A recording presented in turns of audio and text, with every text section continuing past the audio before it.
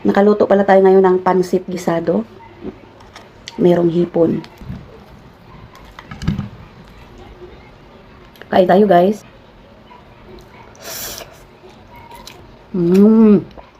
Sarap ng trip ko ngayon, guys.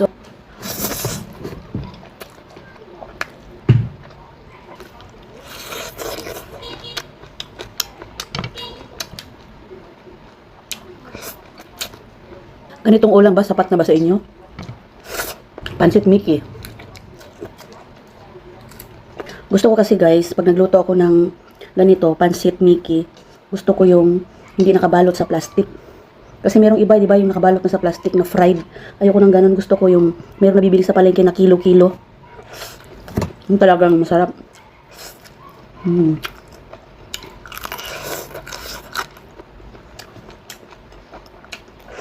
Kung noon itong pansit, makain lang namin ito kapag Pasko, may birthday.